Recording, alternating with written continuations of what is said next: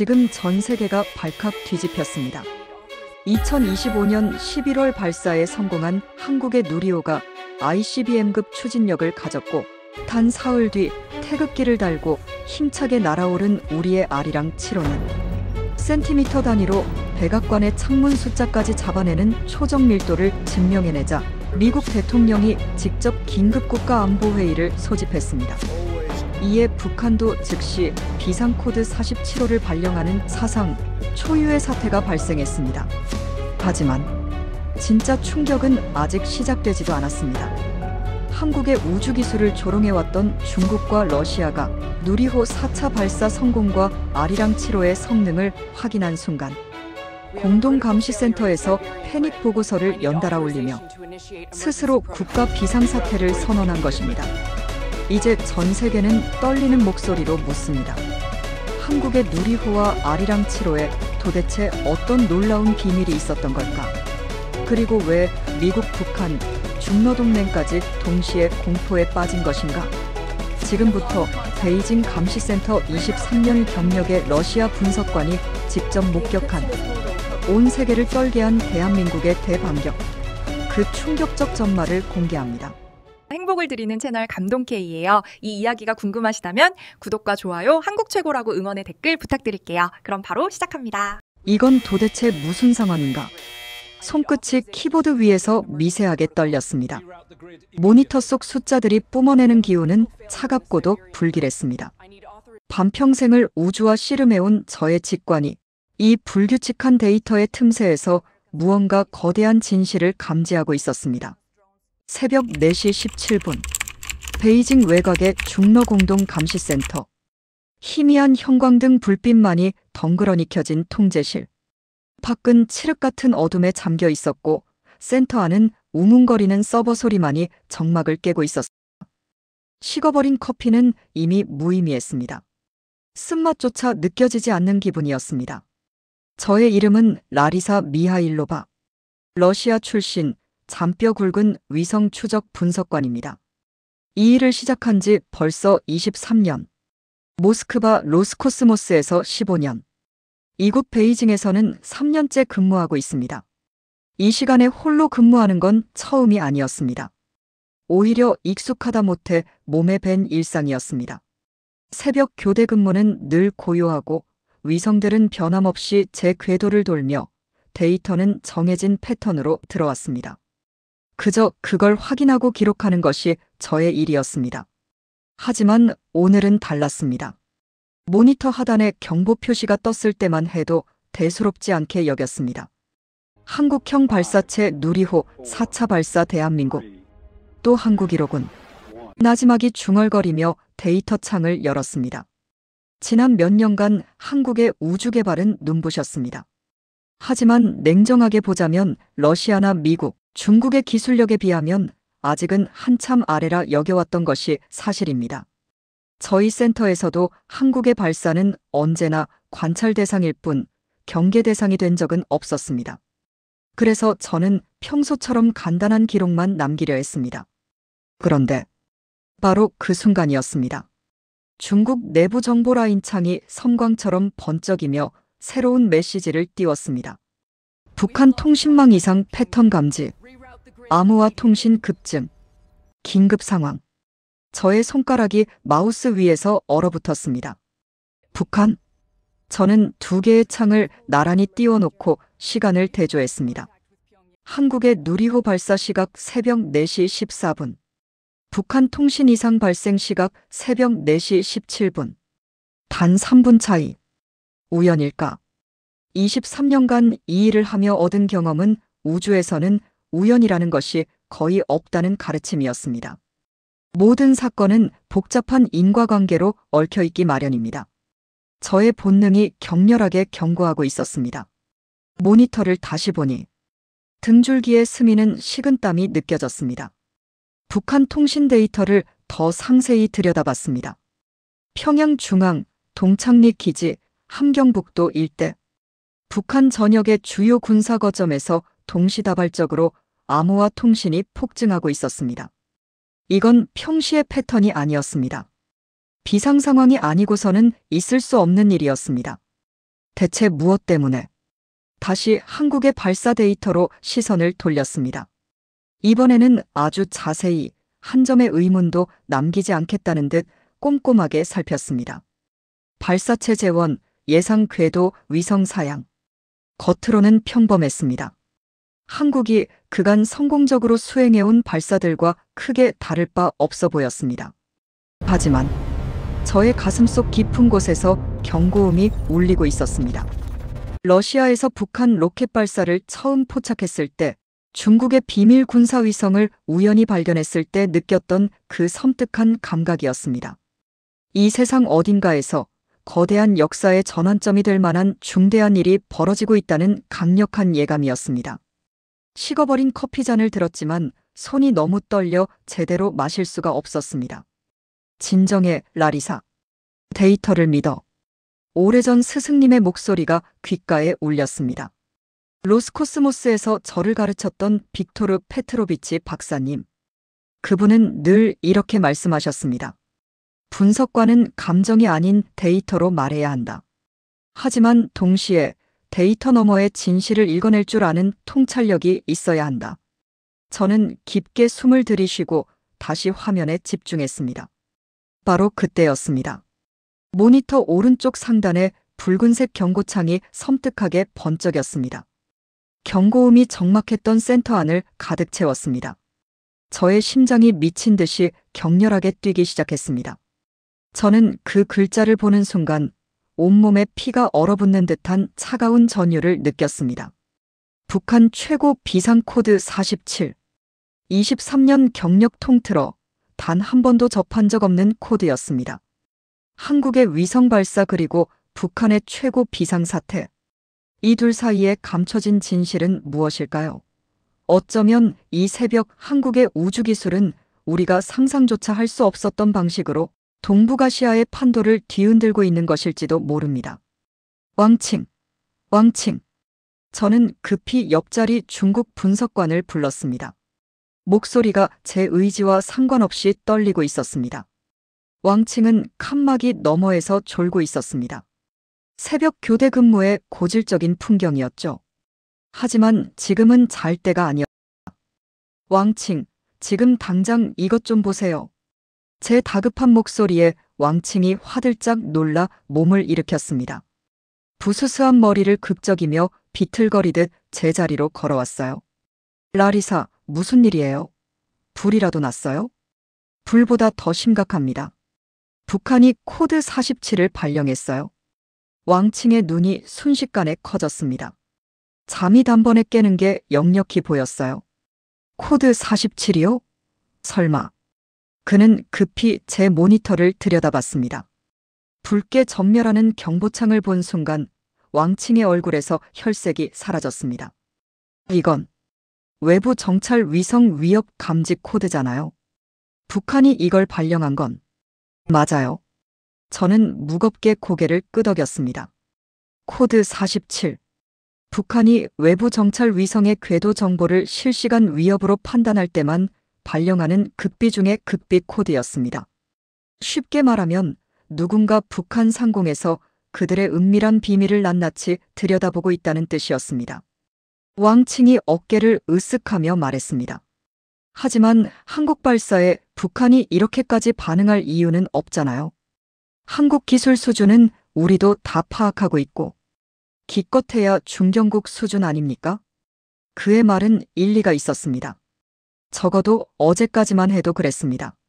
하지만 저는 가슴속 깊은 곳에서 솟구치는 불길한 예감을 떨칠 수가 없었습니다. 왕칭. 저는 천천히 그러나 단호하게 말했습니다. 하늘을 장악하는 건 단순히 로켓 하나 쏘아 올리는 기술의 문제가 아니에요. 정보와 감시, 통신 구조, 모든 게 따라붙는 거예요. 우주기술은 결국 누가 하늘을 지배하느냐의 싸움입니다. 그리고 그 하늘을 장악한 나라가 정보를 지배하고 정보를 지배한 나라가 안보를 손에 쥐게 되는 거죠. 왕칭이 잠시 생각에 잠기는 표정을 지었습니다. 바로 그 순간이었습니다. 화면에 새로운 데이터가 폭포수처럼 쏟아지기 시작했습니다. 북한 내부에서 암호화 통신이 폭발적으로 증가하고 있었어요. 한 번도 아니고 두 번도 아니고 끊임없이. 평양, 동창리, 함경북도, 평성, 구룡강. 북한의 모든 주요 군사 거점들이 동시다발적으로 긴박한 통신을 주고받고 있었습니다. 이건 평시 패턴이 아니에요. 왕칭이 떨리는 목소리로 중얼거렸습니다. 저는 데이터의 흐름을 주시했습니다. 23년간 수없이 분석해온 북한의 통신 패턴과는 차원이 달랐어요. 이건 훈련도 아니고 단순한 경계 태세 강화도 아니었습니다. 뭔가 훨씬 더 근본적이고 본질적인 두려움에서 비롯된 움직임이었습니다. 왕칭. 제 목소리가 낮게 가라앉았습니다. 이건 공황이에요. 북한이 지금 내부 공황 상태에 빠진 겁니다. 왕칭이 믿을 수 없다는 표정으로 저를 바라봤습니다. 공황이라니. 북한이 대체 무엇 때문에 이렇게까지. 저는 대답 대신 한국 발사 데이터를 다시 불러왔습니다.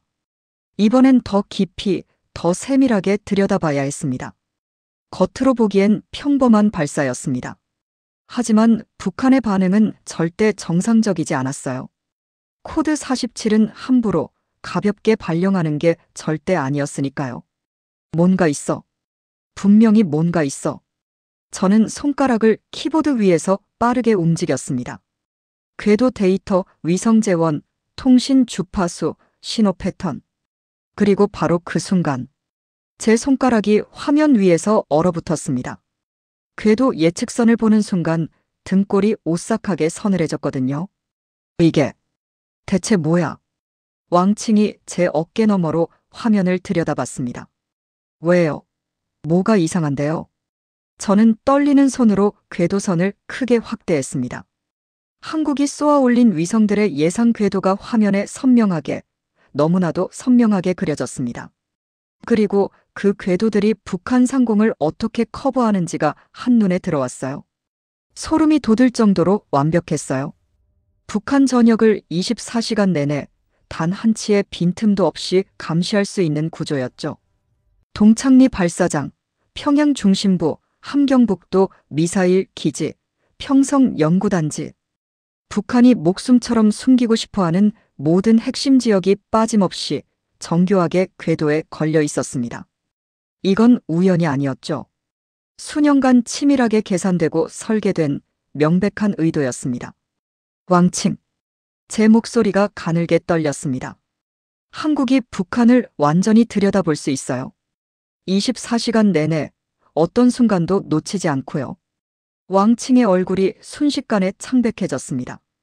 그럼 북한이 코드 47을 발령한 이유가? 맞아요. 저는 천천히 무겁게 고개를 끄덕였습니다. 북한은 이미 알았어요.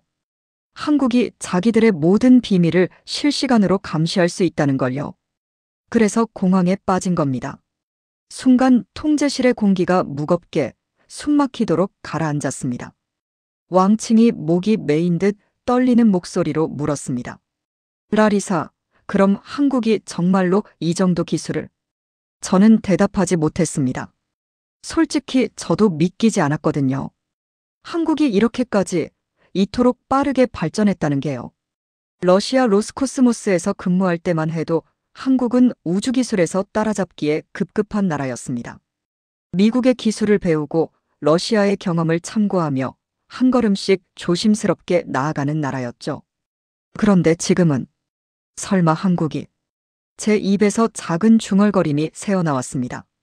하지만 데이터는 결코 거짓말을 하지 않았습니다. 화면 속 궤도선은 너무나 명확했고 북한의 반응은 실시간으로 생생했습니다. 바로 그때 새로운 경보음이 날카롭게 울렸습니다. 왕칭과 저는 동시에 화면을 향해 고개를 돌렸습니다. 북한에서 또 다른 긴급 통신이 포착됐습니다. 이번엔 평양 과학자 단지였습니다. 과학자 긴급 소환 명령. 왕칭이 화면에 뜬 메시지를 떨리는 목소리로 읽었습니다. 저는 깊게, 아주 깊게 숨을 들이쉬었습니다. 이건 이제 단순한 경계 태세가 아니었습니다. 북한 전체가, 국가 시스템 전체가 뿌리부터 흔들리고 있었습니다. 그리고 그 진원지는 바로 대한민국이었습니다. 한국이 쏘아 올린 위성 하나가 북한이라는 폐쇄적인 국가 전체를 공포로 몰아넣고 있었던 겁니다. 센터장님께 보고해야 해요. 왕칭이 떨리는 목소리로 말했습니다. 저는 시계를 봤어요. 새벽 4시 45분. 센터장이 출근하기엔 아직 이른 시간이었죠. 하지만 왕칭의 말이 맞았습니다. 이 상황은 저희 둘이 감당할 수 있는 수준을 넘어섰어요. 잠깐만요. 저는 왕칭의 팔을 잡았습니다. 보고하기 전에 확실히 해야 해요. 우리가 뭘 보고 있는지를요. 제 손가락이 다시 키보드 위를 빠르게 움직였습니다. 원시 데이터를 호출하고 자동 분석 프로그램을 돌렸어요. 30초가 영원처럼 느껴졌습니다. 프로그램이 분석 결과를 내놨습니다. 화면에 펼쳐진 데이터를 보는 순간 저는 숨을 멈췄어요. 한국 위성의 궤도 각도, 고도, 속도, 회전 주기. 모든 변수들이 완벽하게 최적화되어 있었습니다. 북한 상공을 지날 때마다 신호세기가 일정하게 유지됐고요. 이건 일반 민간 위성에서는 볼 수 없는 정밀도였어요. 왕칭, 이거 봐요. 저는 화면을 가리켰습니다. 신호세기가 일정해요. 북한 상공을 지날 때마다요. 왕칭이 눈을 가늘게 뜨고 데이터를 들여다봤습니다. 이건 군사용 센서예요. 제가 그의 말을 끊었습니다. 민간 위성에는 이런 안정성이 필요 없어요. 하지만 정찰 위성이라면 얘기가 달라지죠. 목표 지점을 정확히 관찰하려면 신호가 안정적이어야 하니까요. 왕칭의 입이 벌어졌습니다. 그럼 한국이 정찰 위성을. 바로 그 순간이었습니다. 통제실 전체에 경보음이 크게 울려 퍼졌어요. 중앙 대형 스크린이 자동으로 켜지며 붉은 글씨가 번쩍였습니다. 최고 등급 코드 47 북한 전역 비상경보. 왕칭이 중얼거렸습니다. 저는 급히 북한 내부 데이터를 열었어요. 그리고 화면에 펼쳐진 정보를 보는 순간 온몸에 소름이 돋았습니다. 동창리 미사일 발사장 통신 봉쇄, 평양과학자 단지 출입 통제 강화, 국방과학원, 연구원 긴급 소환, 함경북도 주요 기지 레이더 가동률 300% 증가. 북한 전체가 움직이고 있었어요. 왕칭, 북한이 뭘 두려워하는지 알겠어요? 저는 천천히 말했습니다. 한국의 발사체 자체가 아니에요. 한국의 정찰 능력이 실제로 자기들의 군사적 허점을 실시간으로 노출시킬 수 있다는 거예요. 왕칭이 화면을 뚫어지게 바라봤습니다. 그럼 한국이 지금 북한에 뭘 보고 있다는 거죠? 저는 궤도 데이터와 북한 주요 시설 위치를 겹쳐서 표시했습니다. 동창리 발사장, 평성 핵연구단지, 구룡강 미사일 기지, 함경북도 잠수함 기지, 모든 핵심 군사시설이 한국 위성의 감시 궤도에 정확히 걸려 있었어요. 전부 다요. 제 목소리가 떨렸습니다. 한국이 북한의 모든 핵심 시설을 들여다볼 수 있어요. 왕칭이 의자에 주저앉았습니다. 그의 얼굴은 새하얗게 질려 있었어요. 이건 완전히 전략적 감시망이에요. 저는 그의 말을 마무리했습니다. 한국이 구축한 건 단순한 과학 위성이 아니에요. 북한을 완전히 들여다볼 수 있는 정찰 체계예요. 순간 통제실이 조용해졌습니다. 서버 돌아가는 웅웅 소리만 낮게 울렸어요. 저는 모니터를 바라보며 생각했습니다. 한국을 과소평가했던 제 자신이 부끄러웠어요. 러시아에서 근무할 때부터 한국은 늘 따라잡는 나라였습니다. 선진국의 기술을 배우고 모방하고 조금씩 발전하는 나라였죠. 그런데 지금은 라리사. 왕칭의 목소리가 제 생각을 끊었습니다. 이거 센터장님께 보고해야 하는 거 맞죠? 저는 천천히 고개를 끄덕였습니다. 그래야죠. 하지만 그 전에 저는 한국의 다음 일정을 검색했습니다. 화면에 뜬 정보를 보는 순간 제 심장이 다시 한번 요동쳤어요. 아리랑 7호 발사 예정. 닷새 뒤 왕칭이 화면을 보더니 눈이 커졌습니다. 또 쏜다고요? 이렇게 빨리. 연속 발사 체제예요. 저는 중얼거렸습니다. 한국은 하나로 끝낼 생각이 없어요. 체계를 구축하고 있는 거예요. 왕칭이 떨리는 손으로 전화기를 집어들었습니다. 센터장님께 전화할게요. 저는 고개를 끄덕이고 다시 데이터로 시선을 돌렸습니다. 화면 속에서 한국 위성은 조용히, 그러나 정확하게 북한 상공을 지나가고 있었어요. 그리고 북한은 공황에 빠져 있었습니다.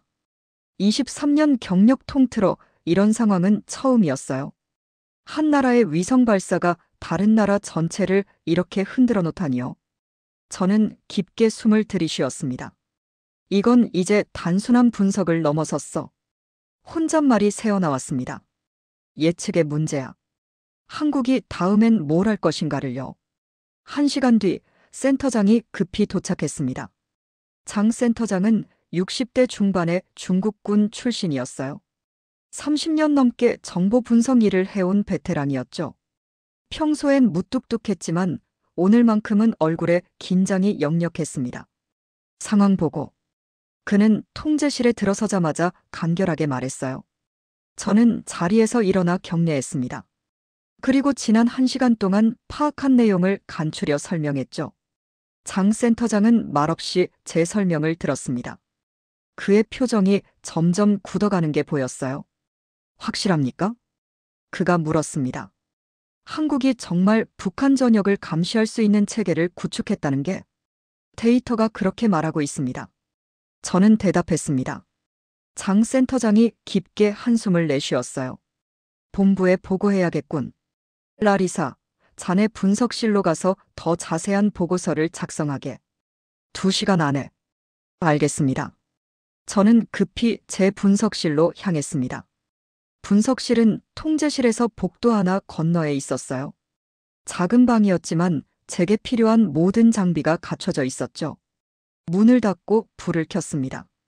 책상 위에는 오래된 노트 한 권이 놓여 있었어요. 로스코스모스에서 근무하던 시절 제 스승 빅토르 페트로비치 박사님께 배운 내용이 빼곡히 적혀 있었습니다. 저는 노트를 펼쳤어요. 첫 페이지에 적힌 문장이 눈에 들어왔습니다. 데이터는 거짓말을 하지 않는다. 오직 분석관이 틀릴 뿐이다. 박사님의 필체였어요. 저는 그 문장을 한참 바라봤습니다. 그리고 깊게 숨을 들이쉬고 컴퓨터를 켰죠. 시너틱 연산 서버를 수동 모드로 전환했습니다. 그리고 한국의 발사 자료를 하나씩 아주 꼼꼼하게 뜯어보기 시작했어요. 궤도 방정식부터 시작했습니다. 숫자들이 화면에 줄줄이 펼쳐졌어요. 고도, 속도, 각도, 회전주기. 이상해. 저는 중얼거렸습니다. 궤도 방정식이 기존 한국 발사 패턴과 달랐어요. 훨씬 더 정교했고 최적화되어 있었습니다. 다음은 위성 분리 타이밍이었습니다. 한국은 이번 발사에서 여러 개의 소형 위성을 궤도에 올렸어요. 그 위성들이 분리되는 타이밍과 위치가 화면에 표시됐습니다. 완벽해. 제 입에서 감탄이 새어나왔습니다. 각 위성이 정확히 계산된 지점에서 분리되어 북한 상공을 빈틈없이 커버하는 구조였어요. 이건 우연이 아니었습니다. 수개월, 어쩌면 수년간 계획된 설계였죠. 신호 패턴도 분석했습니다. 위성들이 보내는 신호의 주파수, 강도, 안정성. 모든 게 군사용 정찰 위성의 그것과 일치했어요. 민간 위성이라고 했는데 저는 혼잣말을 했습니다. 하지만 데이터는 명확했어요. 이건 민간 과학 위성이 아니었습니다. 마지막으로 추정통신 주파수를 분석했습니다. 그리고 그 순간 제 손가락이 키보드 위에서 멈췄어요.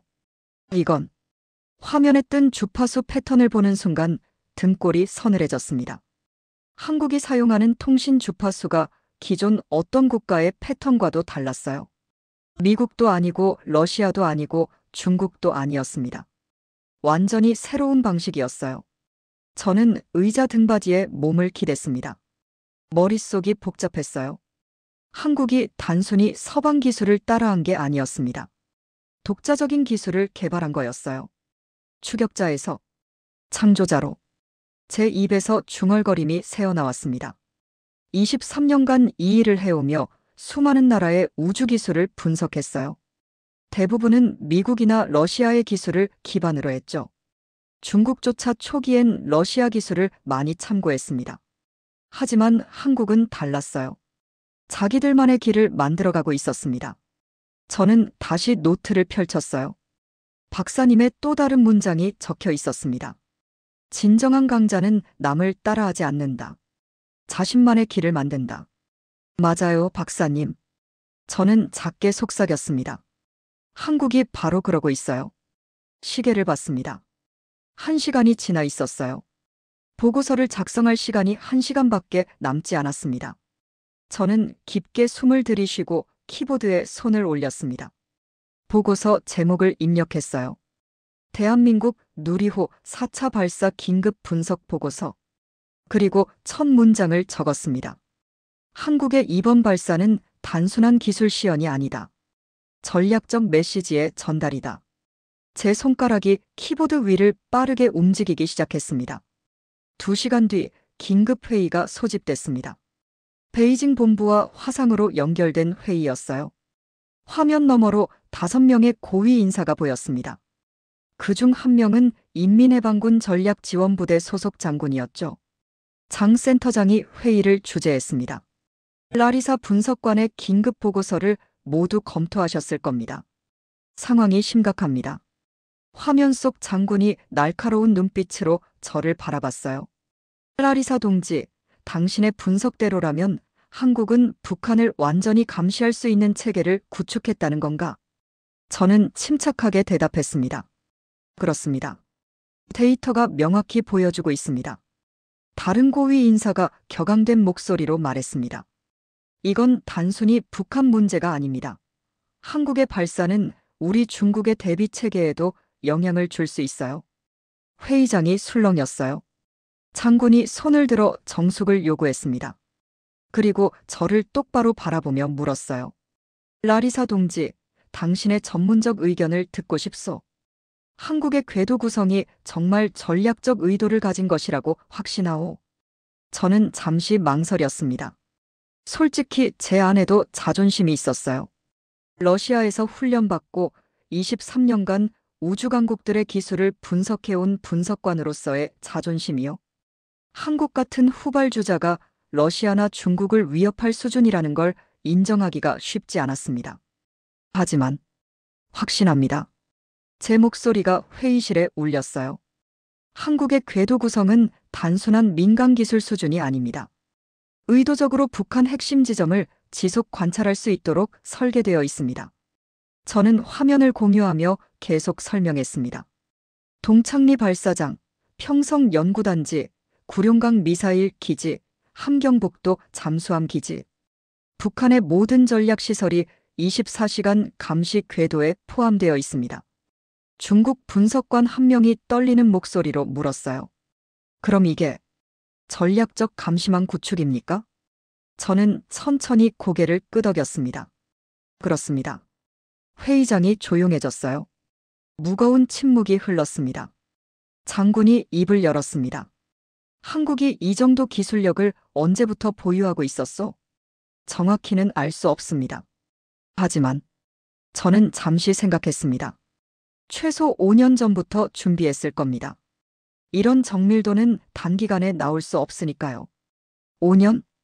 다른 인사가 놀란 목소리로 되물었어요. 그럼 우리가 5년 동안 놓치고 있었다는 말인가? 저는 대답하지 않았습니다. 하지만 사실이 그랬어요. 저희는, 아니 전 세계가 한국을 과소평가하고 있었던 겁니다. 바로 그때 제 머릿속에 한 가지 생각이 스쳤어요. 잠깐만요. 저는 급히 말했습니다. 한국이 닷새 뒤에 또 다른 발사를 준비 중입니다. 회의장이 술렁였어요. 장 센터장이 눈을 가늘게 떴습니다. 또 다른 발사. 아리랑 7호입니다.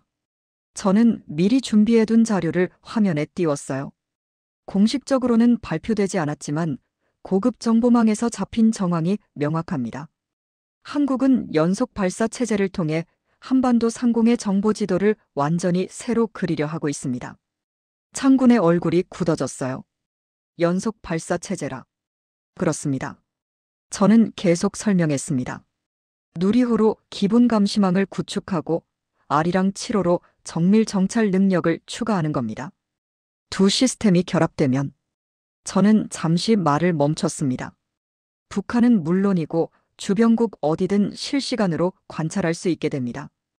회의실이 완전히 조용해졌어요. 장군이 낮은 목소리로 말했습니다.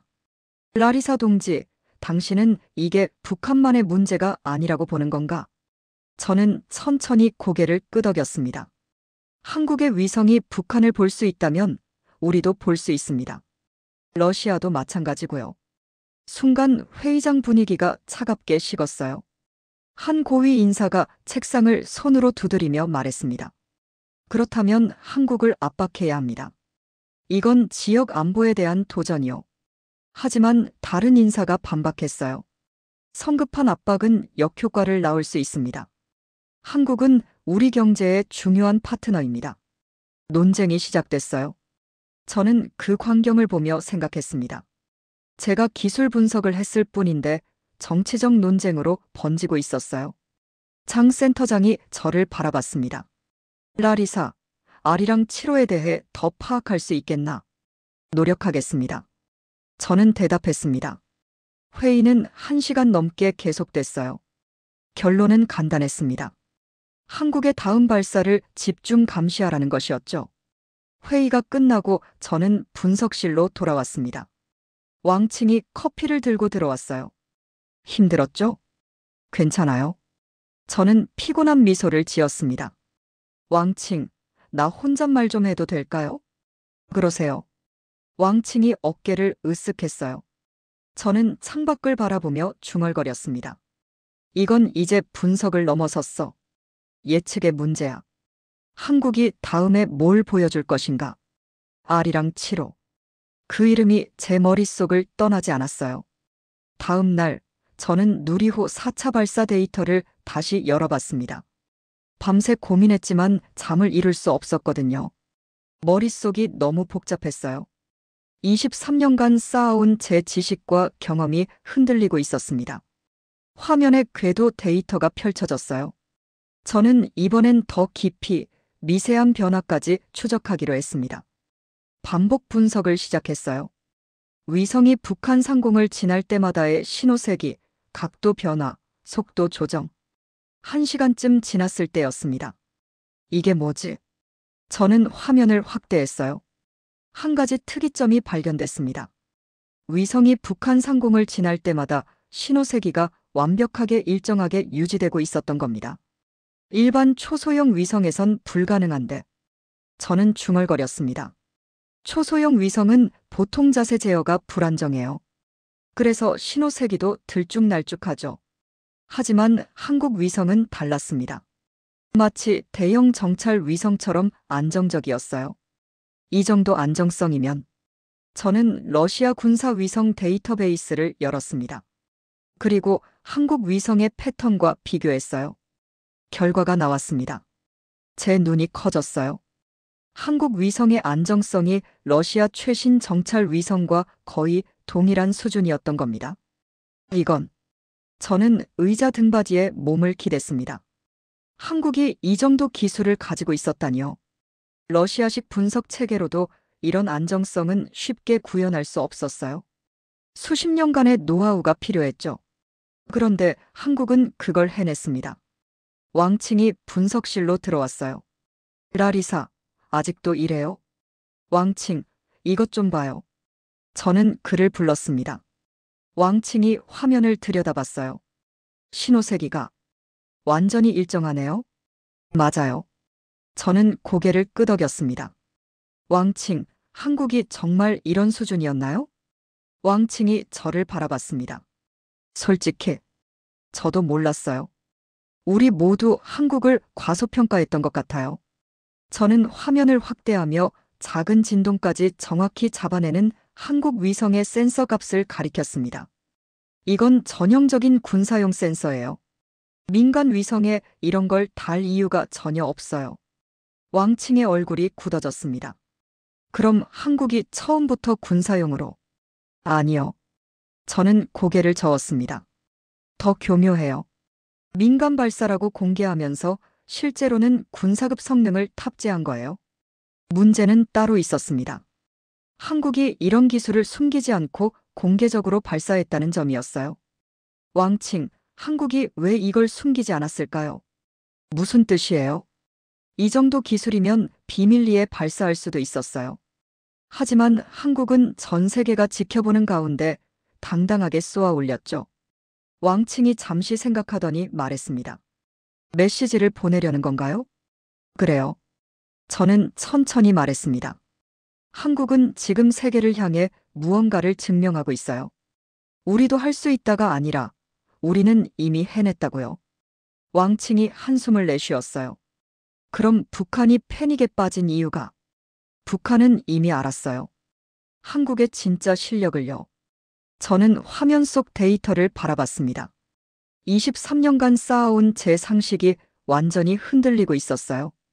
한국을 과소평가한 제 자신이 부끄러웠습니다. 바로 그때 제 컴퓨터에 새로운 데이터가 들어왔어요. 북한 내부 움직임 보고서였습니다. 저는 파일을 열었습니다. 그리고 내용을 읽는 순간 온몸에 소름이 돋았어요. 화면에 펼쳐진 보고서를 읽으며 저는 손이 떨리는 걸 느꼈습니다. 평양과학자단지 출입 통제 전례 없는 수준으로 강화. 국방과학원 연구원 37명 긴급 소환, 외출 금지. 동창리 발사장 모든 통신 차단, 외부 접촉 완전 봉쇄. 함경북도 미사일 기지 레이더 24시간 풀가동, 병력 3배 증원. 왕칭이 제 어깨 너머로 화면을 들여다봤어요. 이건 단순한 경계 태세가 아니에요. 제가 말했습니다. 왕칭, 이건 내부 공항입니다. 공항이요? 그래요. 저는 고개를 끄덕였습니다. 사흘이 지났습니다. 그 사흘 동안 저는 거의 센터에서 살다시피 했어요. 집에 들어가도 잠을 이룰 수 없었거든요.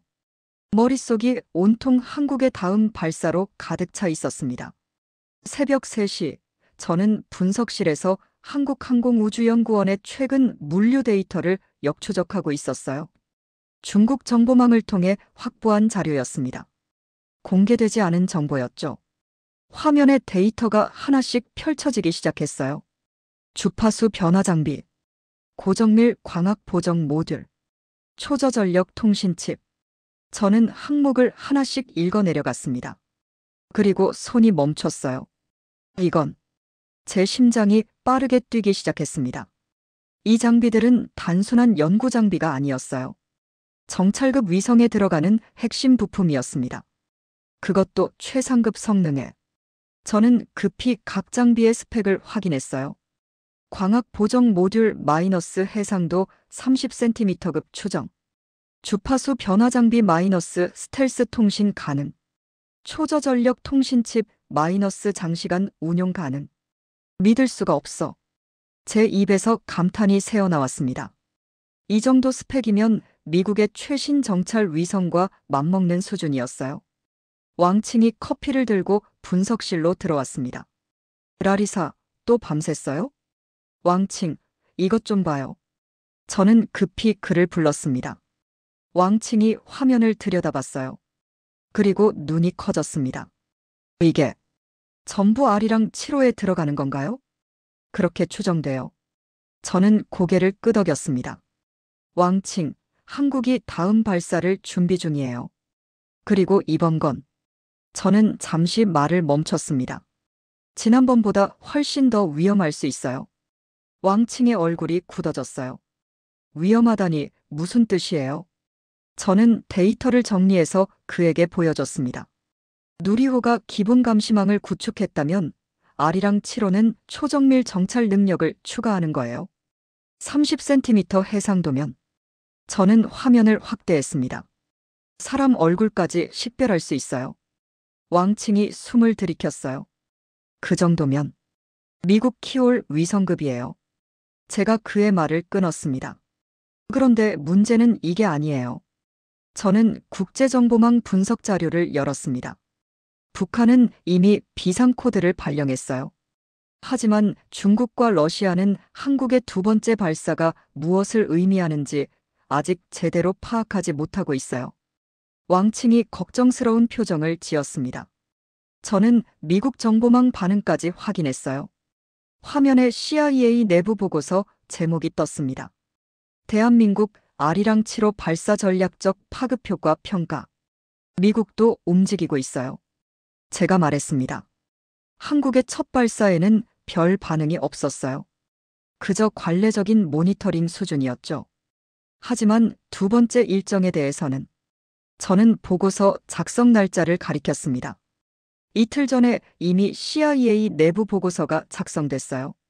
왕칭이 화면을 뚫어지게 바라봤습니다. 그럼 미국도 긴장하고 있다는 거네요? 긴장이라기보단 저는 잠시 생각했습니다. 관심이에요. 한국이 어디까지 갈 수 있는지 지켜보고 있는 거죠. 저는 의자에 깊이 앉았습니다. 왕칭, 세계가 동시에 한국을 관찰하고 있어요. 북한은 공포에, 중국과 러시아는 경계심에, 미국은 호기심에. 왕칭이 조용히 물었습니다. 그럼 우리는 어떻게 해야 하죠? 저는 결심했습니다. 이번엔 제가 먼저 파악해야 해요. 그 누구보다 먼저요. 저는 키보드에 손을 올렸습니다. 아리랑 7호의 정확한 임무를 알아내야 해요. 발사 전에요. 왕칭이 염려스러운 얼굴로 말했습니다. 라리사, 너무 무리하지 마요. 당신 얼굴이 창백해요. 괜찮아요? 저는 피곤한 미소를 지었습니다. 이게 제 일이에요. 진실을 밝히는 게요. 저는 다시 화면에 집중했습니다. 한국항공우주연구원의 물류 흐름, 인력 배치, 통신 패턴. 모든 걸 종합 분석하기 시작했어요. 밤이 깊어갔습니다. 하지만 저는 멈출 수 없었어요. 한국이 다음에 무엇을 보여줄 것인지 반드시 알아내야 했습니다. 해시태그 구장 한국 기술은 새로운 기준이다. 이틀 뒤 저는 결정적인 단서를 찾아냈습니다. 한국이 사용할 것으로 추정되는 통신 스펙이었어요. 중국 군사정보망을 통해 우연히 포착한 신호 패턴이었습니다. 손이 떨렸어요. 이것만 있으면. 저는 중얼거렸습니다. 이 데이터만 있으면 한국의 다음 행보를 정확히 예측할 수 있을 테니까요. 저는 중국 군사통신 분석 플랫폼을 열었습니다. 가장 강력한 암호 해독 시스템이었어요. 중국과 러시아가 공동 개발한 세계 최고 수준의 분석 도구였죠. 긴장되었습니다. 저는 한국의 통신 스펙을 시스템에 입력했어요. 분석 시작 버튼을 눌렀습니다. 화면에 로딩바가 나타났어요. 30초가 지났습니다. 1분이 지났습니다. 저는 숨을 참고 기다렸어요. 그리고 드디어 결과가 나왔습니다. 화면에 떴습니다. ERROR 언논 엔크립션 프로토콜. 저는 눈을 의심했어요. 다시 입력했습니다. 혹시 제가 잘못 입력했나 싶어서요. 결과는 같았습니다. ERROR 언논 엔크립션 프로토콜. 저는 믿을 수가 없었어요. 러시아 시스템으로도 돌려봤습니다. 제가 모스크바에서 근무할 때 사용하던 분석 도구였죠. 또 같은 에러였습니다. 말도 안 돼. 제 손이 떨렸어요. 러시아와 중국 두 체계가 모두 해석하지 못한다는 건 23년 경력 통틀어 처음이었습니다. 왕칭이 제 뒤에서 화면을 보더니 입을 떡 벌렸어요. 이건 우리가 가진 모든 분석 모델을 완전히 벗어나 있는데요. 저는 대답하지 못했습니다. 가슴이 서늘해졌어요. 한국이 기존 서방 기술을 단순히 개선한 게 아니었습니다. 아예 새로운 방식을 만든 거였어요. 완전히 독자적인 추격자에서 창조자로. 제 입에서 중얼거림이 새어나왔습니다. 23년간 이 일을 해오며 수많은 나라의 우주기술을 분석했어요. 미국, 러시아, 중국, 유럽, 일본, 인도. 대부분은 기존 기술의 개량이었습니다. 미국이나 러시아의 방식을 참고하고 조금씩 개선하는 시기였죠. 중국조차 초기엔 러시아 기술을 많이 따왔어요. 하지만 한국은 달랐습니다. 완전히 새로운 암호화 방식, 완전히 새로운 통신 프로토콜. 저는 의자에 깊이 앉았습니다. 한국이 세계 지형을 바꾸고 있어요. 왕칭이 떨리는 목소리로 물었습니다. 라리사, 그럼 우리는 한국 위성을 추적할 수 없다는 건가요? 지금 방식으로는요. 저는 천천히 말했습니다. 완전히 새로운 접근이 필요해요. 그 순간 한 가지 깨달음이 왔어요. 저는 처음으로 한국을 진짜 우주강국으로 인식했습니다. 중견국이 아니라 미국, 러시아, 중국과 어깨를 나란히 하는, 아니 어쩌면 그들을 뛰어넘는 기술을 가진 나라죠요. 하지만 동시에 불안도 밀려왔어요. 세계 질서가 흔들리는 장면을 보는 것 같았거든요. 왕칭. 저는 조용히 말했습니다. 북한이 코드 47을 발령한 이유를 이제 완전히 이해했어요. 무슨 뜻이에요? 북한은 이미 알았어요. 한국이 완전히 새로운 차원에 도달했다는 걸요. 저는 화면을 바라봤습니다. 그리고 그 공포는 정당했어요. 왕칭이 걱정스러운 얼굴로 물었습니다. 라리사, 이걸 상부에 보고해야 하나요? 저는 고개를 끄덕였습니다. 해야죠. 아무리 불편한 진실이라도요. 저는 새 보고서를 작성하기 시작했습니다. 제목을 입력했어요. 긴급 대한민국 우주기술 재평가 필요. 그리고 첫 문장을 적었습니다. 한국은 더 이상 추격국이 아니다. 새로운 기술 표준을 만들고 있다. 제 손가락이 키보드 위를 빠르게 움직였어요. 23년 경력을 통틀어 가장 중요한 보고서가 될 것 같았습니다. 왕칭이 조용히 말했습니다. 라리사, 이 보고서 파장이 클 거예요. 알아요. 저는 대답했습니다. 하지만 진실은 말해줘야 해요. 창밖을 봤어요. 베이징의 새벽이 밝아오고 있었습니다. 하지만 제 머릿속은 더 밝아지고 있었어요. 한국은 이제 세계 지형을 바꾸고 있어요. 저는 중얼거렸습니다. 그리고 그 변화의 중심을 목격하고 있는 건 바로 저였습니다. 해시태그 10장 중국의 압박 라리사의 위기. 이틀 뒤 저는 베이징 중심부 전략지원부대 본부로 소환됐습니다. 제 긴급 보고서가 최상층까지 올라갔던 거예요. 회의실은 긴장감으로 가득했습니다. 타원형 테이블 주위로 10명이 넘는 고위 인사들이 앉아 있었어요. 그중 절반은 군복을 입고 있었죠. 저는 테이블 끝자리에 섰습니다. 제 보고서는 이미 모두에게 배포된 상태였어요. 장군 한 명이 날카로운 눈빛으로 저를 바라보며 입을 열었습니다. 라리사 동지. 그의 목소리는 차가웠어요. 당신의 보고서를 읽었소. 한국이 우리 감시 체계를 우회할 수 있는 기술을 보유했다고 했는데 그는 잠시 말을 멈췄습니다. 정말 확실합니까? 저는 침착하게 대답했습니다. 데이터가 명확히 보여주고 있습니다. 다른 고위 인사가 책상을 손으로 두드리며 끼어들었어요. 라리사 동지, 당신의 분석대로라면 한국은 북한뿐 아니라 우리 중국의 감시 체계까지 우회할 수 있다는 뜻입니까? 저는 잠시 망설였습니다. 솔직히 대답하기 두려웠어요. 하지만 거짓말할 수는 없었습니다. 예. 제 목소리가 회의실에 울렸어요. 기술적으로 가능성이 높습니다. 회의장 분위기가 싸늘하게 식었습니다. 누군가 책상을 주먹으로 쳤어요. 이건 용납할 수 없소. 또 다른 인사가 격앙된 목소리로 말했습니다.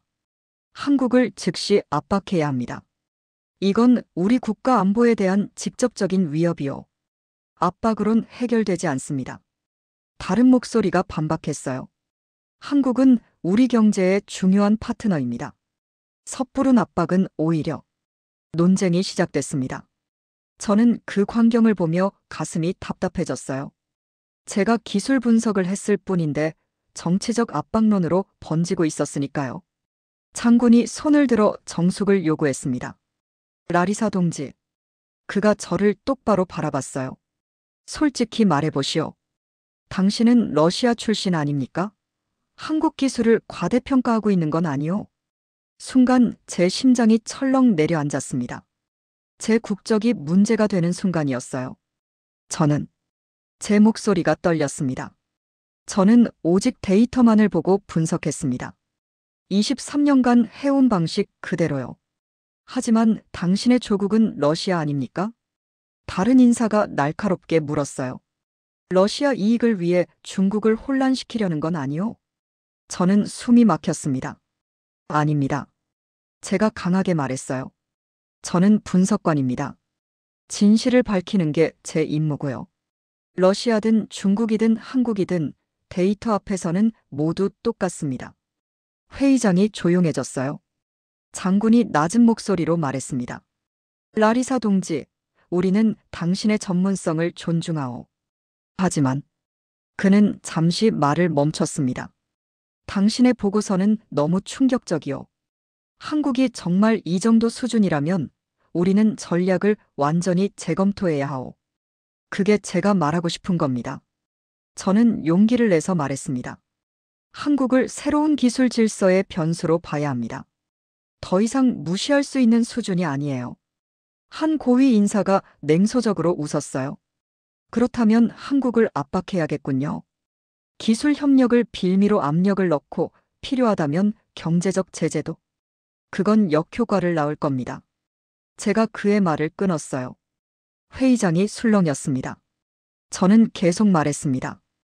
한국을 압박하면 더 강해질 겁니다. 역사가 증명하지 않았습니까? 압박받은 나라일수록 더 빠르게 성장한다고요. 장군이 눈을 가늘게 떴어요. 그럼 당신의 제안은 뭡니까? 저는 깊게 숨을 들이쉬었습니다. 협력입니다. 제 목소리가 회의실에 울렸어요. 한국의 기술을 인정하고 함께 협력하는 겁니다. 적으로 만들 게 아니라요. 회의장이 완전히 조용해졌습니다. 한 고위 인사가 비웃듯 말했어요. 협력. 우리가 한국과. 그렇습니다. 저는 고개를 끄덕였습니다. 한국은 이미 우리가 통제할 수 있는 단계가 아닙니다. 압박하면 다른 파트너를 찾을 겁니다. 미국이나 유럽으로요. 장군이 심각한 표정으로 저를 바라봤어요. 회의는 2시간 넘게 계속됐습니다. 결론은 나지 않았어요. 다만 저에게 한 가지 임무가 주어졌습니다. 아리랑 7호 발사를 집중 감시하시오. 그리고 한국의 정확한 능력을 파악하시오. 회의가 끝나고 저는 복도로 나왔습니다. 왕칭이 기다리고 있었어요. 어땠어요? 힘들었어요. 저는 솔직하게 말했습니다. 왕칭이 제 어깨를 가볍게 두드렸어요. 라리사, 조심하세요. 당신의 분석이 정치적 결과로 이어지고 있어요. 혹시 모르니 조심해야 합니다. 저는 고개를 끄덕였습니다. 하지만 제 마음속엔 확신이 있었어요. 왕칭, 나는 옳은 일을 했어요. 진실을 말했을 뿐이에요. 알아요. 그래서 걱정되는 거예요. 우리는 센터로 돌아왔습니다. 그날 밤 저는 잠을 이룰 수 없었어요. 창밖 베이징의 밤 풍경을 바라보며 생각했습니다. 나는 그저 기술을 말했을 뿐인데 세계가 반응하고 있어. 하지만 시간은 기다려주지 않았어요. 아리랑 7호 발사가 이틀 앞으로 다가왔습니다. 모든 감시망이 긴장하기 시작했어요. 그리고 저도 마찬가지였습니다. 해시태그 11장 위성이 사라졌다. 아리랑 7호 발사 당일 새벽. 센터는 전쟁터 같았습니다. 평소 3명만 근무하는 통제실에 15명이 모여 있었어요. 중국 고위 분석관들, 러시아 기술자들, 그리고 군 관계자들까지. 저는 전날 밤부터 센터에 대기하고 있었습니다. 한숨도 못 잤어요. 긴장 때문이었죠. 발사 30분 전. 왕칭이 보고했습니다. 저는 모니터를 주시했어요. 한국 나로우주센터의 실시간 영상이 화면에 떠 있었습니다. 발사 15분 전. 시간이 느리게 흘렀어요. 발사 5분 전. 제 심장이 빠르게 뛰기 시작했습니다. 발사 1분 전. 통제실이 완전히 조용해졌어요. 30, 29, 28. 카운트다운이 시작됐습니다. 3, 2, 1, 발사. 한국 시각 새벽 6시 정각. 아리랑 7호가 하늘로 솟아올랐습니다. 화면 속에서 하얀 연기가 피어오르며 로켓이 상승했어요. 발사 성공 확인. 왕칭이 보고했습니다. 1단 분리 성공. 2단 분리 성공. 위성 분리 준비. 순조로웠습니다. 너무 순조로웠어요. 위성 분리 완료. 궤도 진입 확인. 왕칭의 목소리에 안도감이 묻어났습니다. 저는 추적 시스템을 활성화했어요. 신호 포착 중. 화면에 위성의 위치가 표시되기 시작했습니다. 신호 강도 양호. 궤도 안정. 그때였습니다. 4분 뒤. 갑자기 화면이 깜빡이기 시작했어요. 뭐지? 저는 중얼거렸습니다. 신호 약화. 신호 불안정. 왕칭이 당황한 목소리로 보고했어요. 그리고 그 순간 화면에서 위성 신호가 완전히 사라졌습니다. 신호 끊김. 붉은 글씨가 화면에 떴어요. 뭐야, 이게? 러시아 기술자가 소리쳤습니다. 저는 급히 시스템을 점검했어요. 시스템 이상 없음. 우리 쪽 문제가 아니에요. 왕칭이 중국 시스템을 확인했습니다. 중국 추정망도 신호 소실. 다른 분석관이 외쳤어요. 러시아 시스템도 마찬가지입니다. 통제실이 혼란에 빠졌습니다. 왕칭이 놀란 목소리로 외쳤어요. 말도 안 돼요. 위성이 증발한 것도 아니고 어떻게 모든 추정망에서 동시에 신호가 사라질 수 있죠? 다른 분석관들도 술렁이기 시작했어요. 시스템 오류 아닙니까? 점검 시작하세요. 미국 시스템도 확인해 보세요. 혼란이었습니다. 하지만 저는 직감했어요. 조용히 하세요. 제 목소리가 통제실에 울렸습니다. 모두가 저를 바라봤어요. 이건 시스템 오류가 아니에요. 저는 천천히 말했습니다. 위성이 숨은 거예요. 숨었다고요? 왕칭이 믿을 수 없다는 표정으로 물었어요. 그게 가능한 일입니까? 한국이 새로운 방식의 통신과 스텔스 운용 기술을 적용했다면? 저는 화면을 바라보며 말했습니다. 기존 추정망에서 사라지는 건 가능해요. 러시아 기술자가 반박했습니다. 하지만 세계 최상위 감시 체계를 동시에 우회한다는 게 이론적으로만 가능하지 실제로 구현한 나라는 지금까지 없었죠. 제가 그의 말을 끊었어요. 하지만 한국이 해냈어요. 저는 머리를 감싸쥐었습니다. 23년간 쌓아온 제 경험과 지식이 완전히 무너지는 기분이었어요. 이건 이제 완전히 새로운 시대예요. 제 목소리가 떨렸습니다. 장 센터장이 급히 전화를 받더니 얼굴이 굳어졌어요. 미국 우주군 사령부에서도 신호를 못 잡고 있답니다. 통제실이 조용해졌어요. 미국조차도요. 저는 화면을 뚫어지게 바라봤습니다. SIGNAL LOST. 그 글자가 제 눈에 선명히 들어왔어요. 한국이 세계 전체의 감시망을 우회했습니다. 동시에 대체 한국이 왕칭이 중얼거렸어요. 무슨 기술을 가진 거죠? 저는 대답하지 못했습니다. 그저 화면만 바라볼 뿐이었어요. 그리고 20분이 지났습니다. 긴장감 속에 20분이 흘렀어요. 바로 그때 화면이 깜빡이기 시작했습니다. 신호 포착. 러시아 기술자가 소리쳤어요. 데이터 수신 중입니다. 저는 급히 화면을 열었습니다. 사라졌던 위성이 갑자기 신호를 보내기 시작한 겁니다. 그리고 전송되어 온 첫 번째 이미지를 보는 순간 저는 숨이 멎었습니다. 화면에 펼쳐진 이미지를 본 순간 통제실 전체가 얼어붙었습니다. 선명한 흰 건물이었어요.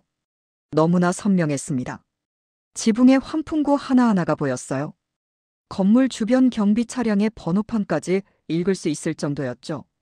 심지어 정원의 나무 그림자까지 선명했습니다. 저는 떨리는 손으로 화면 하단의 좌표를 확인했어요. 북위 38.8977도, 서경 77.0365도. 제 목소리가 떨렸습니다. 워싱턴 D.C. 왕칭이 제 옆으로 달려와 화면을 보더니 얼굴이 새하얗게 질렸어요.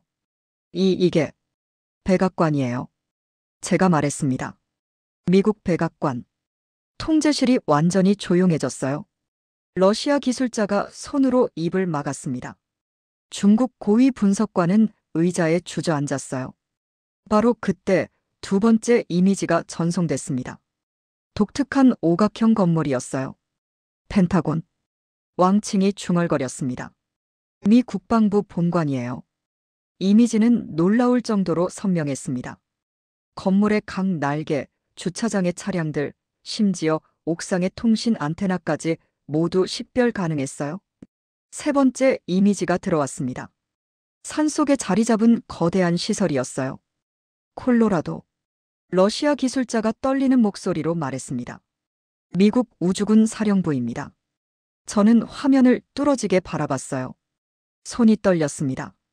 한국이 미국의 핵심 군사시설들을 초정밀 촬영해서 전송하고 있었던 겁니다. 왕칭이 제 팔을 잡았어요. 그의 손도 떨리고 있었습니다. 라리사, 이건 한국이 미국조차 넘어섰다는 뜻인가요?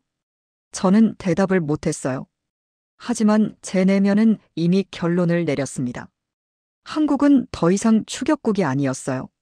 세계 최상위권 기술을 보유한 나라였습니다. 아니, 어쩌면 세계 최고 수준이었죠. 장 센터장이 급히 전화를 걸었어요. 본부에 즉시 보고하겠습니다. 저는 계속 데이터를 분석했습니다. 이미지의 해상도를 확인했어요. 25cm급. 제 입에서 감탄이 새어나왔습니다. 미국 최신 정찰 위성과 동급이에요. 러시아 기술자가 고개를 저었습니다. 아니, 어쩌면 그 이상일 수도. 바로 그때 네 번째 이미지가 전송됐어요. 베이징이었습니다. 중국 국방부 본관이 선명하게 찍혀 있었어요. 회의실이 술렁였습니다. 우리까지. 왕칭이 중얼거렸어요. 다섯 번째 이미지. 모스크바 크렘린이었습니다. 러시아 기술자의 얼굴이 창백해졌어요. 세상에. 저는 그제야 완전히 이해했습니다. 한국이 보내고 있는 메시지를요. 왕칭. 저는 조용히 말했습니다. 한국이 지금 세계를 향해 말하고 있어요. 무슨 말을요? 우리는 누구든 볼 수 있다고요. 제 목소리가 떨렸습니다. 미국이든 중국이든 러시아든 한국이 마음먹으면 실시간으로 관찰할 수 있다는 거예요. 왕칭이 손을 떨며 의자에 앉았습니다. 그럼 북한이 두려워한 건 단순한 감시가 아니었어요. 제가 그의 말을 끊었습니다. 한국이 세계 어디든 들여다볼 수 있는 수준에 도달했다는 사실이었죠. 저는 조용히 중얼거렸습니다. 우린 이제 새로운 세계를 보고 있어요. 통제실의 모든 사람이 화면을 뚫어지게 바라보고 있었습니다. 말하는 사람은 아무도 없었어요. 그저 충격에 빠져 있을 뿐이었죠. 저는 깊게 숨을 들이쉬었습니다.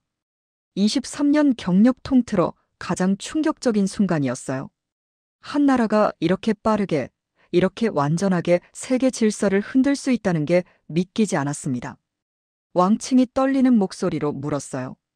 라리사, 이제 어떻게 해야 하죠? 저는 대답 대신 새 파일을 열었습니다. 최종 보고서를 작성해야 했어요. 아무리 충격적인 내용이라도요. 진실을 기록해야죠. 제가 조용히 말했습니다. 그게 제 일이니까요. 그날 밤 센터는 여전히 긴장감으로 가득했습니다. 하지만 저는 혼자 분석실에 남았어요. 밤새 데이터를 정리하며 한국 기술의 실체를 재구성했습니다. 커피는 벌써 5잔째였어요. 하지만 잠은 오지 않았습니다. 화면에는 지난 사흘간 수집한 모든 데이터가 펼쳐져 있었어요. 누리호 4차 발사부터 아리랑 7호까지. 저는 천천히 퍼즐을 맞춰 나갔습니다. 최소 5년 전부터. 저는 중얼거렸어요. 한국은 최소 5년 전부터 독자적인 이미징 기술을 개발해왔습니다. 스텔스 통신, 주파수 분산 은닉 방식도 병행 개발했고요. 그리고 이번 연속 발사는 그 모든 기술의 실전 검증이었어요. 완벽한 계획이었습니다. 북한의 공포는 정당했어요. 중국과 러시아의 긴장도 충분히 예측 가능한 반응이었죠. 저는 새 보고서를 열었습니다. 제목을 입력했어요. 대한민국 우주기술 최종평가 보고서. 그리고 서두에 이렇게 적었습니다. 한국은 아시아의 기술 변수가 아니라 새로운 기준선이다. 제 손가락이 키보드 위를 빠르게 움직였어요. 한국의 기술 수준은 세계 최상위권에 도달했다. 더 이상 추격국으로 분류할 수 없다. 저는 손을 멈추고 창밖을 바라봤습니다. 베이징의 새벽이었어요. 불빛이 하나둘 꺼지고 있었습니다. 하지만 제 머릿속은 오히려 밝아지고 있었어요. 23년간 우주기술을 분석해왔지만 이렇게 명확한 결론을 내린 건 처음이었습니다. 저는 계속 작성했어요. 우리는 지금 선택해야 한다. 한국을 위협으로만 볼 것인가, 아니면 새로운 파트너로 받아들일 것인가. 압박은 답이 아니다. 한국은 이미 압박으로 통제할 수 있는 단계를 넘어섰다. 오히려 협력의 길을 모색해야 한다. 한국의 기술과 함께한다면 동북아 전체의 기술 수준이 함께 상승할 것이다. 저는 마지막 문장을 적었습니다. 한국은 새로운 우주 시대를 열고 있다. 그리고 세계는 그 변화를 인정해야 한다. 보고서를 마무리하고 나니 새벽 5시가 넘어 있었어요. 커피잔은 이미 여러 개가 쌓여 있었고 창밖으론 희미하게 동이 트고 있었습니다. 저는 파일을 저장하고 암호화했습니다. 그리고 중국 상부의 전송 버튼을 눌렀어요. 이제 공은 그들에게 넘어갔습니다. 제가 할 수 있는 건 진실을 밝히는 것까지였으니까요. 왕칭이 아침 일찍 출근해서 저를 보고 깜짝 놀랐습니다. 라리사, 밤새 여기 있었어요? 보고서를 써야 했어요. 저는 피곤한 미소를 지었습니다. 왕칭이 제 어깨를 가볍게 두드렸어요. 집에 가서 쉬어야죠. 얼굴이 완전히 창백해요. 괜찮아요? 이제 끝났어요. 저는 화면을 끄며 말했습니다. 왕칭, 상부 반응이 어떨 것 같아요? 왕칭이 잠시 생각하더니 말했습니다. 불편해하겠죠? 하지만 그는 저를 바라봤어요. 피할 수 없는 진실이에요. 당신이 옳아요, 라리사. 저는 고개를 끄덕였습니다. 고마워요, 왕칭. 저는 분석실을 나와 복도를 걸었어요. 창밖으로 베이징의 아침 풍경이 보였습니다. 평범한 아침이었어요. 하지만 세상은 변했습니다. 한국이 세계 지형을 바꿔놓았으니까요. 그리고 저는 그 순간을 목격한 증인이었습니다. 사흘 뒤 답이 왔습니다. 베이징 본부에서 긴급회의 소집 통보가 온 겁니다. 직접 참석하라는 지시였어요. 저는 왕칭을 바라봤습니다. 드디어 오는군요. 왕칭이 걱정스러운 얼굴로 말했어요. 조심하세요, 라리사. 이번엔 더 어려울 거예요. 알아요. 저는 고개를 끄덕였습니다. 하지만 진실은 변하지 않아요. 저는 베이징으로 향했습니다. 마지막 싸움이 기다리고 있었어요. 북한이 두려워하는 건 한국의 발사체 자체가 아니에요. 한국의 정찰 능력이 실제로 자기들의 군사적 허점을 실시간으로 세계에 노출시킬 수 있다는 사실이에요. 저는 데이터를 더 파고들었습니다. 중국의 비인과 경로 정보까지 결합해서 패턴을 분석했어요. 그리고 화면에 펼쳐진 결과를 보는 순간 숨이 막혔습니다. 누리호 4차 위성이 정확히 포착한 지역 목록이었어요.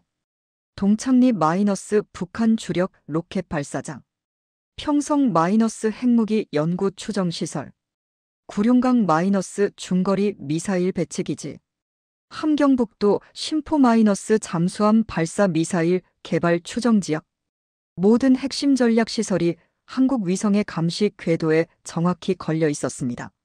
왕칭, 북한 입장에선 악몽이에요. 저는 중얼거렸습니다. 자기들이 숨기려고 했던 모든 게 한국 위성에 다 보이는 거예요. 왕칭이 떨리는 목소리로 물었습니다. 그럼 북한이 어떻게 대응할까요? 저는 보고서를 계속 읽었어요. 그리고 한 문장을 발견하는 순간 등골이 서늘해졌습니다. 평양과학자 단지 소속 연구원 2명, 해외 출장 중 귀국 거부. 뭐라고요? 왕칭이 놀라 물었어요. 저는 화면을 가리켰습니다. 북한 과학자들이 탈북을 시도하고 있어요. 아니, 정확히는 해외에 나가 있던 사람들이 돌아오지 않으려 하는 거죠. 왜요? 두렵기 때문이에요. 저는 천천히 말했습니다. 한국 기술이 북한 내부를 완전히 들여다볼 수 있다는 게 알려지면 북한 당국이 과학자들을 어떻게 대할지 뻔하잖아요. 책임을 물을 겁니다. 왕칭의 얼굴이 창백해졌어요. 저는 데이터를 더 분석했습니다. 그리고 또 다른 정보를 발견했어요.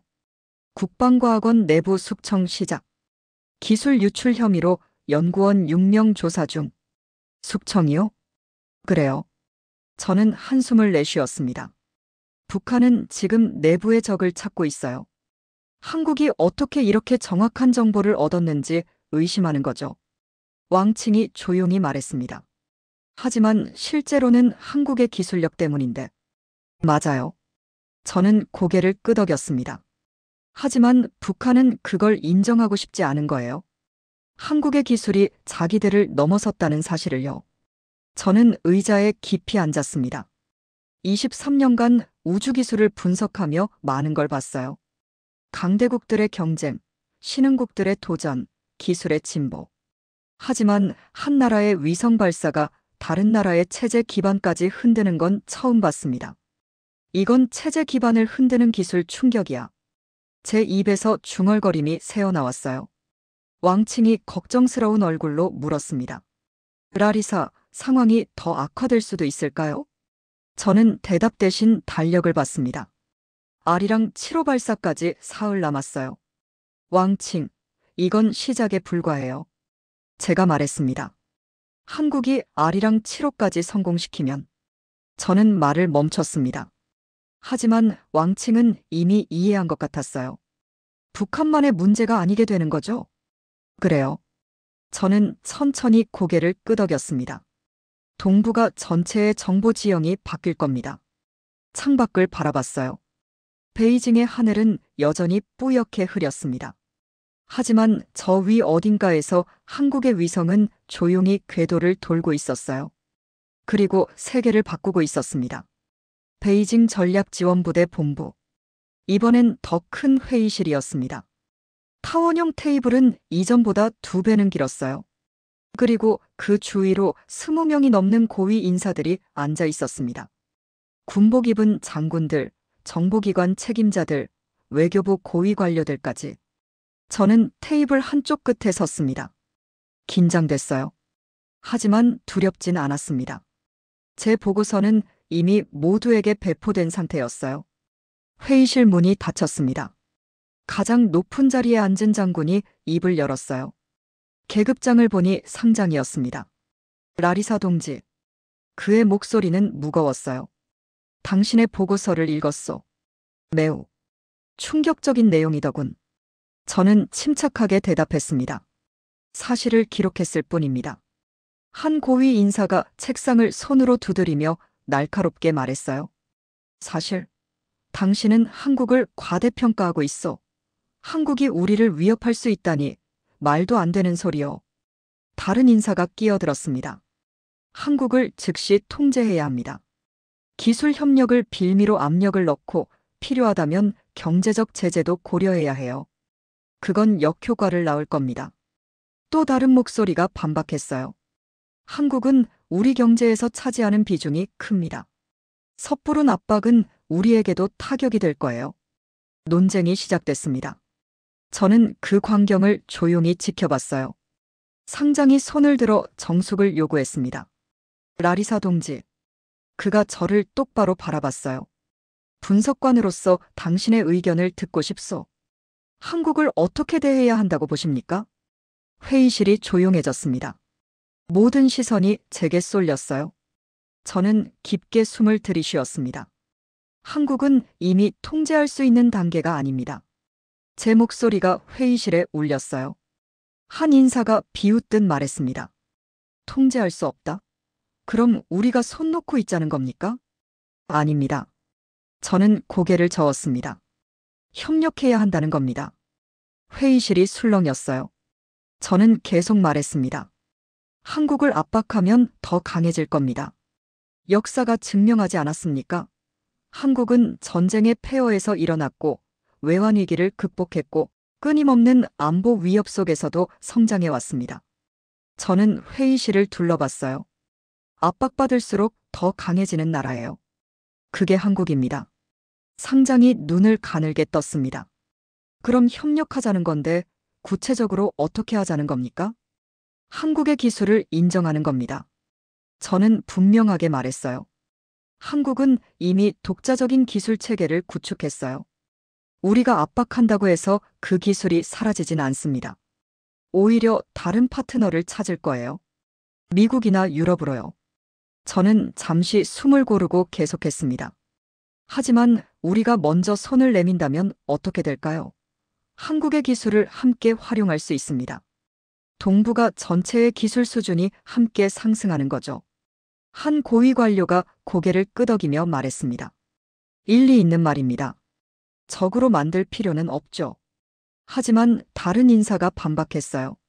하지만 한국이 우리를 위협할 수 있는 기술을 가졌다는 건 사실 아닙니까? 위협이 아니라 변수로 봐야 합니다. 제가 말했습니다. 한국은 북한만 보고 있지 않아요. 세계를 보고 있습니다. 우리를 적대하려는 게 아니라 자신의 위치를 확보하려는 거예요. 회의실이 다시 조용해졌어요. 상장이 심각한 표정으로 말했습니다. 라리사 동지의 말에는 분명 논리가 있어. 하지만 그는 잠시 말을 멈췄습니다. 이건 단순한 기술 문제가 아니요. 국가 전략의 문제요. 저는 고개를 끄덕였습니다. 알고 있습니다. 하지만 잘못된 전략은 더 큰 위험을 낳습니다. 회의는 3시간 넘게 계속됐습니다.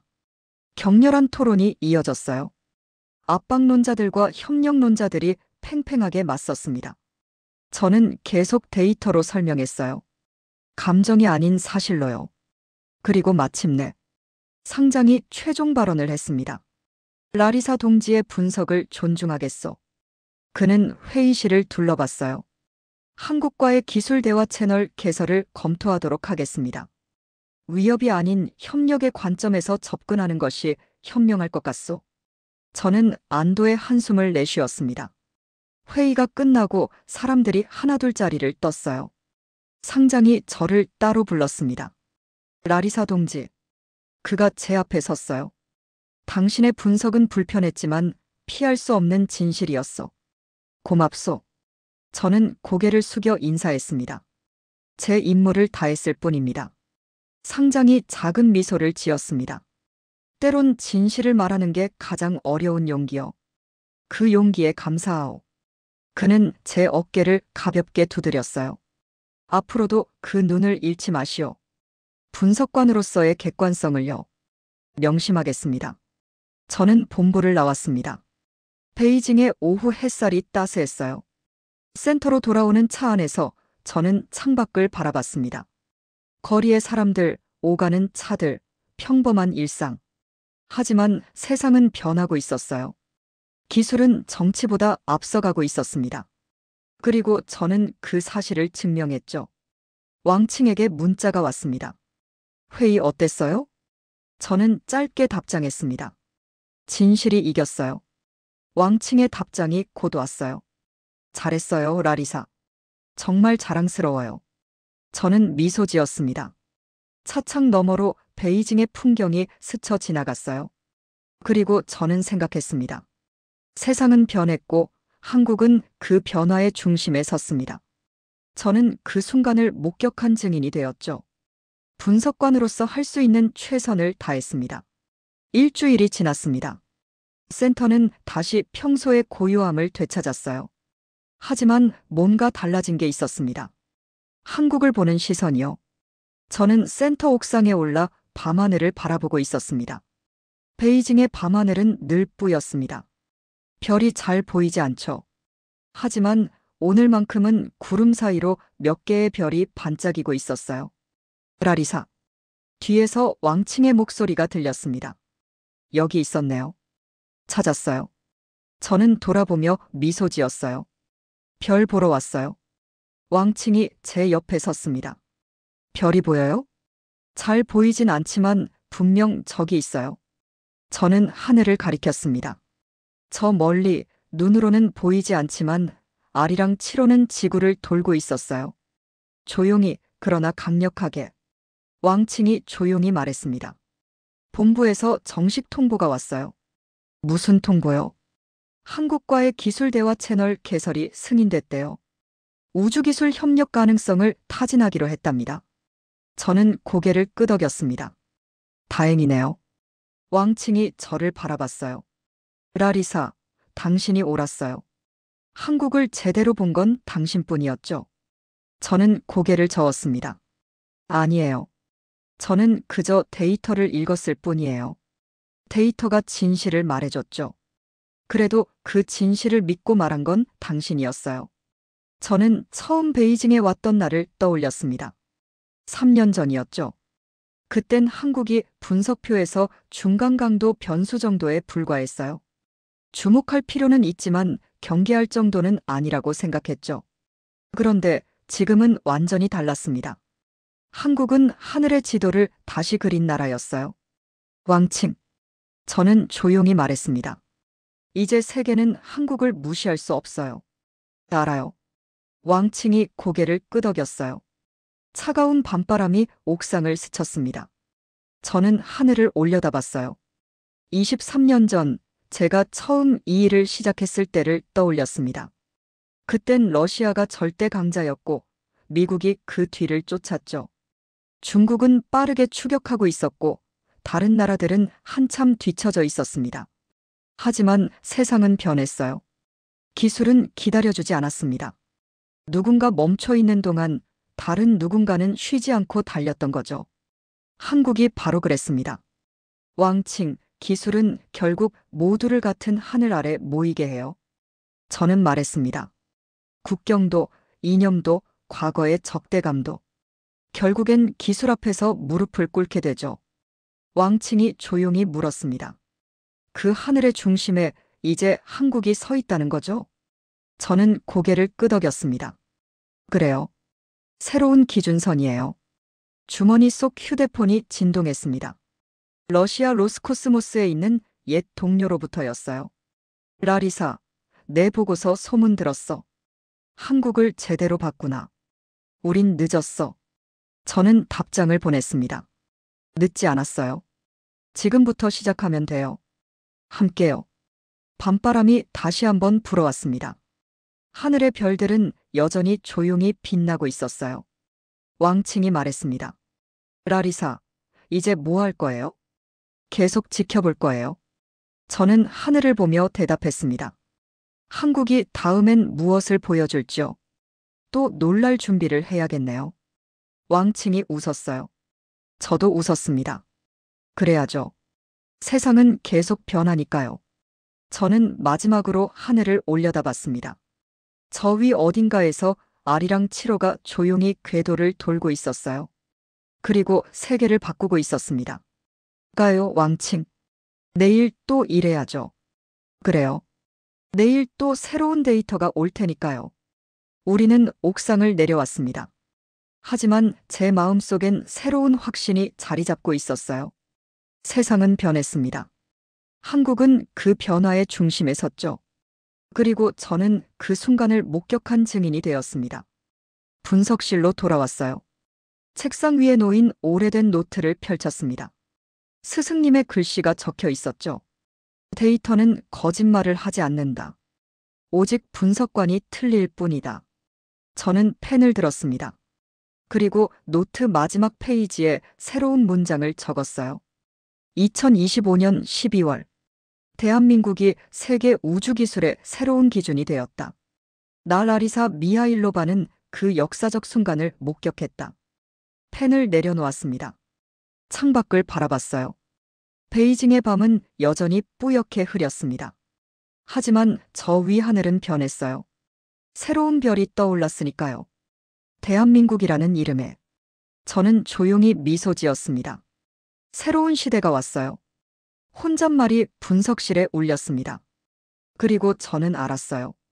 이제 세계는 한국 없이 우주를 이야기할 수 없을 거라는 걸요. 컴퓨터를 껐습니다.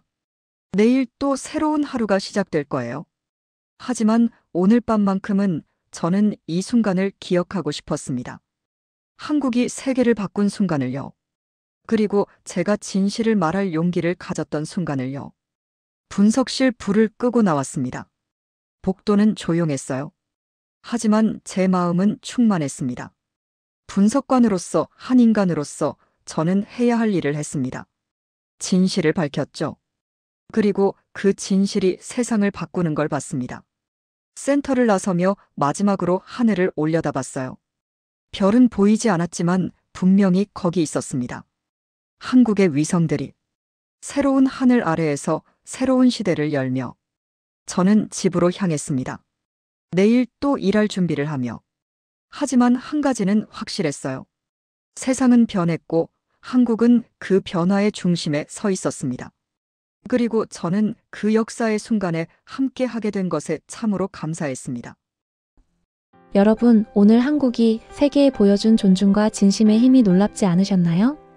그렇다면 댓글로 자랑스러운 한국이라고 남겨주세요. 그리고 각자의 자리에서 오늘도 최선을 다하고 계신 여러분들의 작은 소원들도 함께 나눠주세요. 우리 구독자님들이 응원의 마음으로 눌러주시는 구독과 좋아요는 우리 대한민국의 진심을 더 널리 전하는 데 큰 힘이 됩니다.